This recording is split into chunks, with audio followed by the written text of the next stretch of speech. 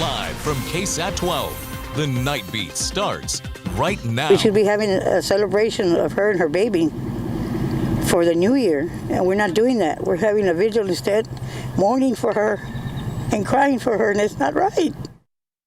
Mourning a loss while pleading for justice. San Antonio police are still trying to figure out how Savannah Soto and her boyfriend, Matthew Guerra, ended up dead in a car with gunshot wounds.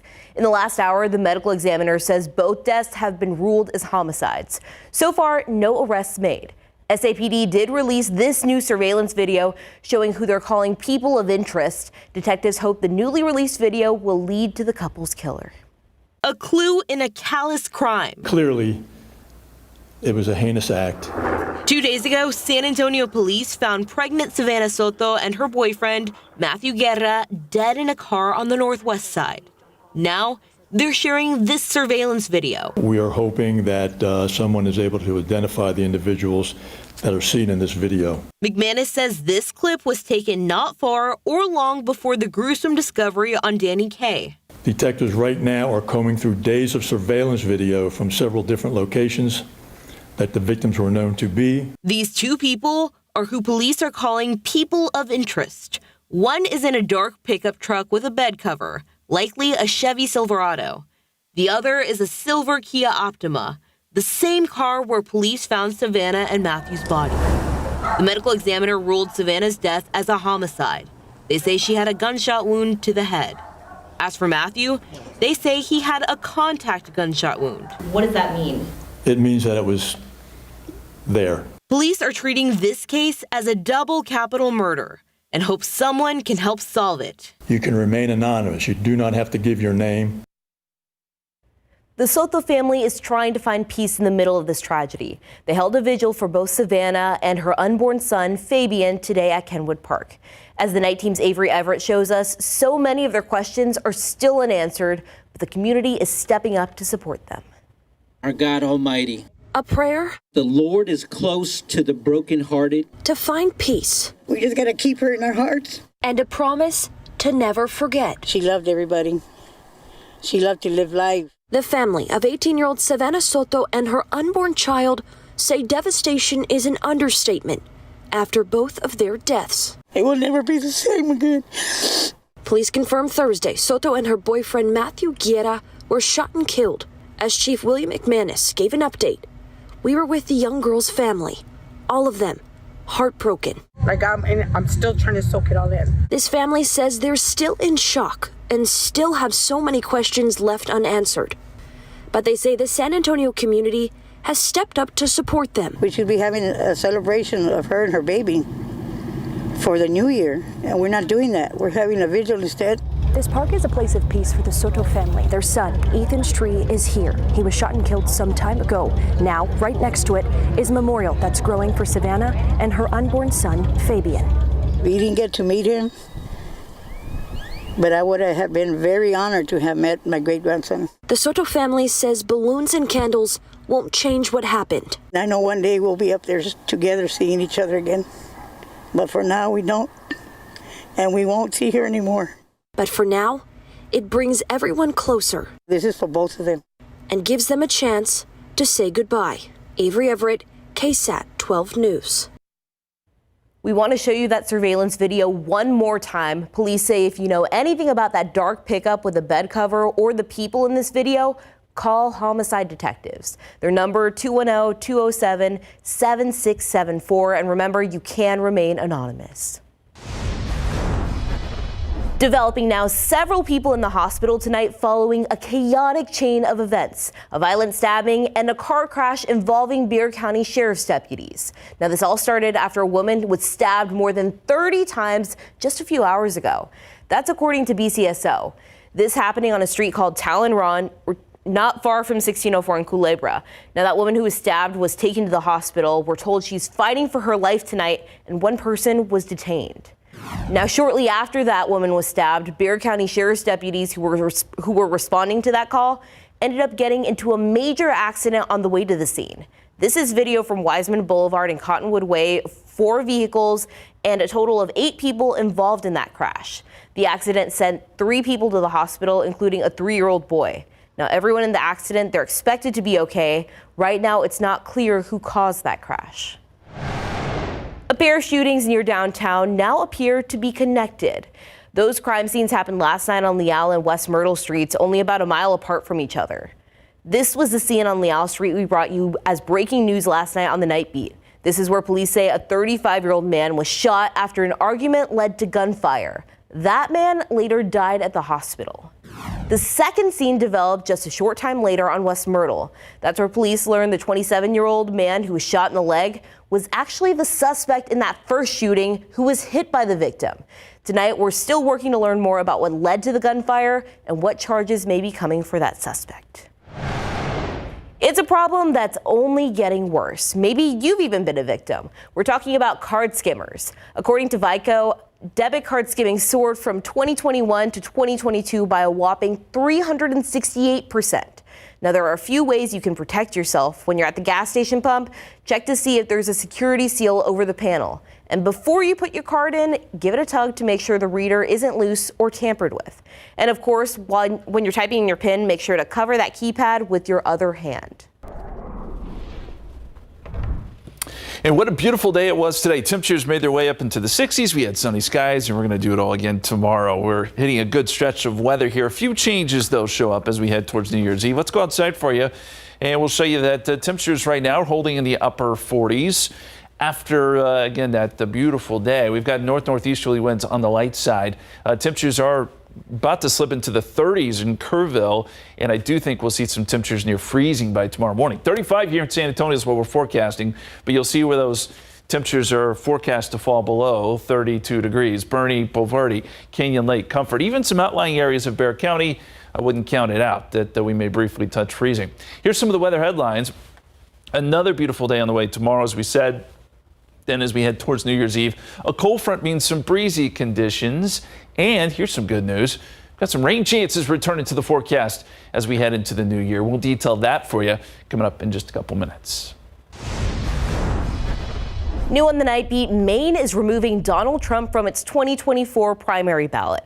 Maine's Secretary of State issuing that decision today based on the 14th Amendment's insurrectionist ban.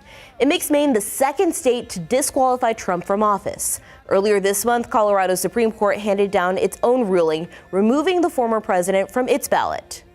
Now, today's decision can be appealed in state court. Most legal experts believe the U.S. Supreme Court will settle the issue for the entire nation.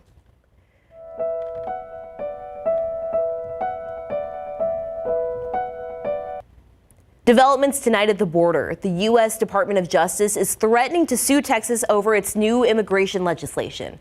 The Senate 4 bill is the controversial bill giving state police the power to arrest people suspected of crossing the border illegally. The law is expected to go into effect on March 5th. Meanwhile, New York City's Mayor Eric Adams is issuing new requirements for charter buses carrying asylum seekers from Texas as the city is experiencing a surging migrant crisis. The executive order signed by Adams will require the bus companies to provide details about people they're transporting. Now, they're going to be required to give 32 hours notice before arriving in the city.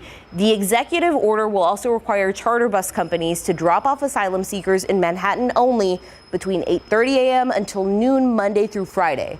Those who don't comply will face a Class B misdemeanor. This is not stopping people from coming, but about ensuring the safety of migrants and making sure they can arrive in a coordinated and orderly way. Last week, New York City experienced what the mayor's office says is the highest one-day total of migrant buses arriving. A San Antonio nonprofit is making it cool to be a dork, but it's not what you think. It's an acronym that stands for Downtowner Overdose Response Kit. Corazon Ministries is partnering with service industry employees to host a training and send everyone home with a dork this week. That's exactly what happened earlier this week at Amor Eterno on South Preston Street. Employees there were giving life-saving knowledge and tools. Being a survivor of an overdose, being brought back to life by using Narcan, people helping save my life by utilizing Narcan. It's really a passion of mine today. According to CDC data from January 2021 to January of 2022, more than 107,000 people died of an overdose in the U.S. The Valero Alamo Bowl is underway. Right now, the 14th ranked Arizona Wildcats are duking it out with the 12th ranked Oklahoma Sooners. It's an event that brings football fans and tourists alike from all over the country right here to the Alamo City. And that means local businesses enjoy a boost. The Alamo Bowl is hugely important to the economy of downtown and San Antonio. Very significant. It represents a $40 million impact every year that it comes to San Antonio. All right, so here's a look at the score down at the Dome. Right now, the Sooners are beating the Wildcats in a close one. The score is 14-13 at halftime. Mary's going to have more coming up in sports. The benefits of speaking more than one language pays for itself. We take a look at the health benefits and career advantages that comes with being bilingual. It's next on the Nightbeat.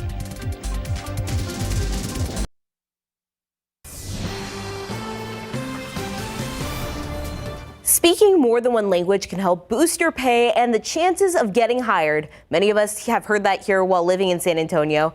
It's so important that many of our area school districts offer dual language programs. Patty Santos finds out just how much speaking more than English pays. Personally, I've been told it's great to be bilingual, speak two languages. It's going to help you in the long run. You study this. Is it true? It definitely is. UTSA Associate Professor Whitney Chappelle says speaking more than one language can make you a more flexible thinker and better at multitasking.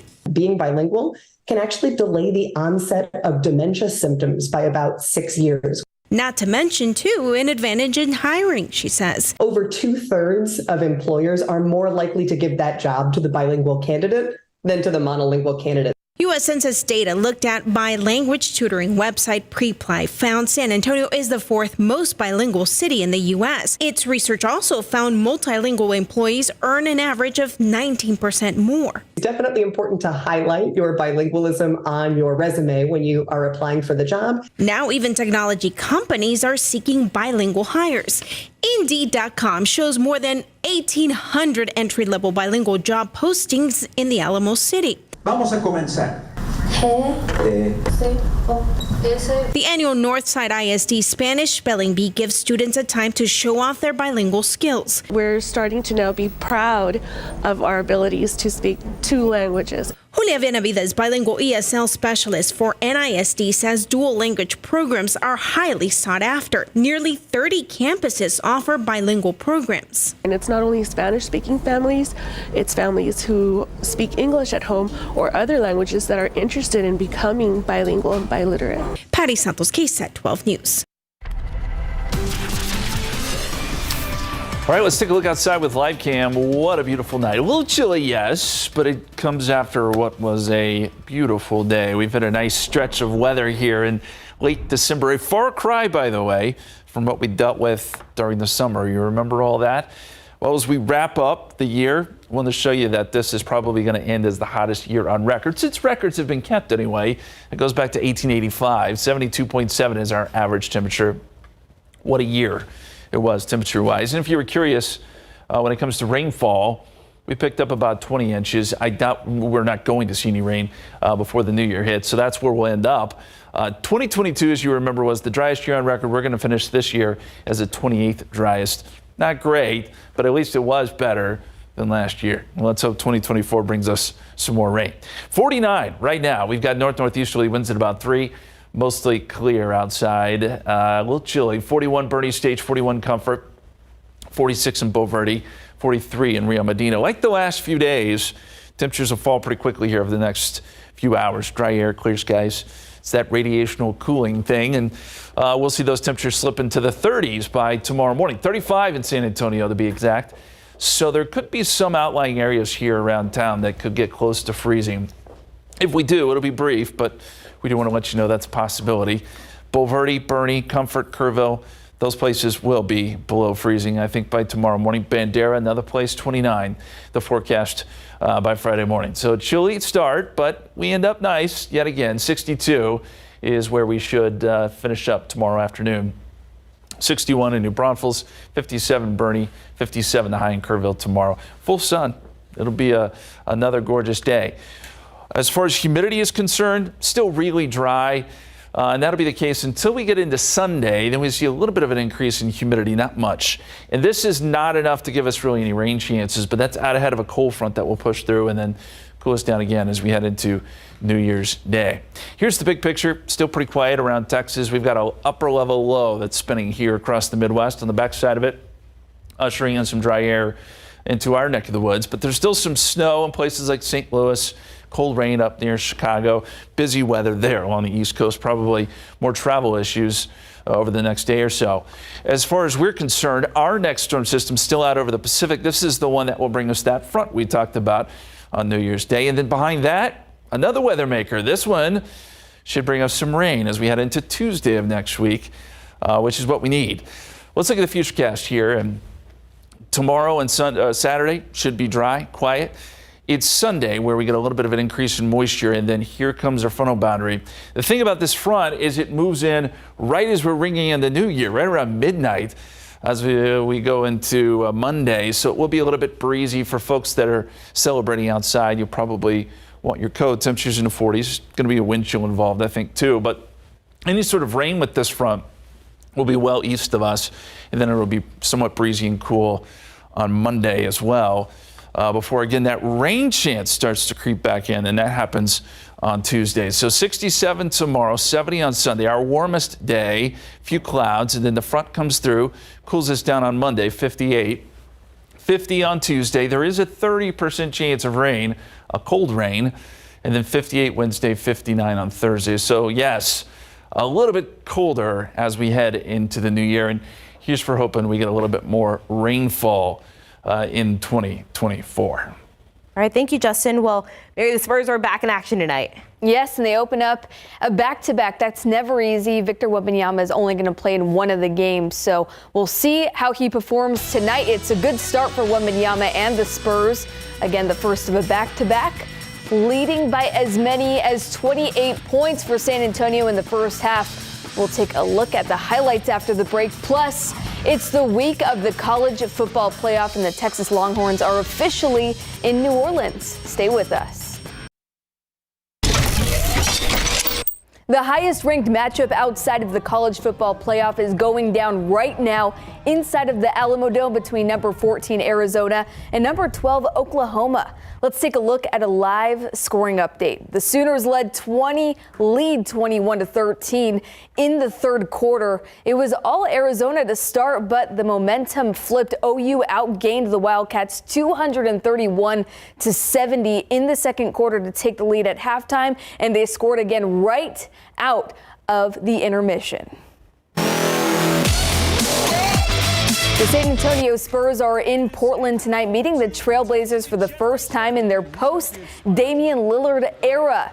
Two top 3 draft picks on display. There's one of them. Victor Wembanyama knocks down the triple from the top of the key.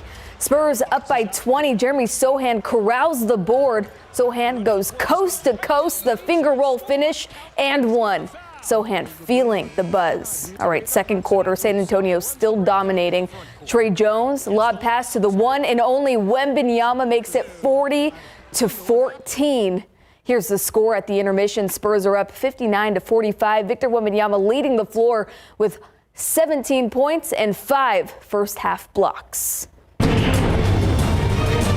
Former UTSA star and safety and local product out of Judson High School, Rashad Wisdom, announced today he has declared for the NFL draft. Wisdom saying on a post on X, ever since he was 6, he's dreamt of playing football at the highest level, adding the best has yet to come. Wisdom played a key role in the Roadrunners' success, breaking records, helping the team win conference titles, and a first ever bowl championship.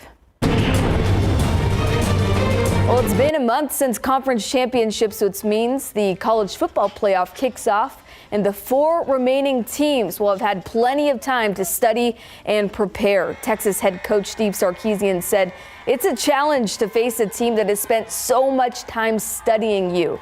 As far as the mental game goes, Sarkisian talked about finding the sweet spot, making sure his players don't get too high or too low.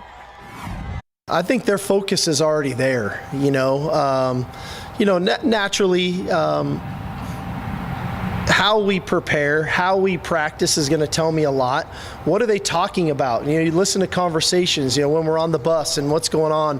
But I also don't want us to be so over the top so early that we're exhausted by the time the game comes. Well, the wait is almost over. Next Monday night, the third-ranked Longhorns kick off against number 2 Washington at the Superdome in New Orleans in the Sugar Bowl. Michigan and Alabama kick off at 4 o'clock on Monday in the Rose Bowl. All right, coming up after the break, we hear from Texans rookie C.J. Stroud. For the first time since he entered the NFL's concussion protocol, he is cleared to play and is expected to start against Tennessee this Sunday. Stay with us. Their home and business sits on a tract of land approved by the city. Now, one letter is leading to numerous citations. How did the city become aware of potential problems on a property with council-approved zoning? Turns out that is quite a tale. KSAT investigates the criminal past of the disgraced former city official behind the letter and the developer who hired him. It's apparent to all of us what's going on. KSAT's investigation, including the developer's denial of involvement, is streaming now. Football coverage brought to you by Davis Law Firm. The Dallas Cowboys take a 15-game home winning streak into their regular season finale at AT&T Stadium against the NFC North champion Detroit Lions. It's the longest home winning streak for the Cowboys since an 18-game run from 1979 to 1981, and Dallas hasn't finished 8-0 at home since the 1980 and 81 seasons. Entering their home finale, the Cowboys are coming off of consecutive losses for the first time since 2021, while the Lions won their first division title since 1993 and still have a chance at the top seed in the NFC. The two kick off at 7:15 on Saturday. I've had concussions before, but this one was probably the worst one I've had just because I hit the back of my head and I hit the ground really hard. So that was like what made it so bad. It was just like I damn near hit my head on cement kind of. It was cold and the turf, I guess, isn't the best I've learned. But I mean, it is what it is. And I'm just happy to be back. C.J. Stroud practiced for the second straight day today. The second overall pick is out of concussion protocol and said he will start this weekend against Tennessee, which will be 3 weeks since he hit his head on the turf against the Jets. This is a big week for the 8-7 Texans, who remain in contention for both the AFC South title and a wild card playoff spot. But a loss would drop their playoff chances to just 13%. And man, it's really tough hearing him talk about what it was like getting that concussion. Yeah, for sure. Definitely scary for him. Yes. All right. Thank you, Mary. We'll be right back.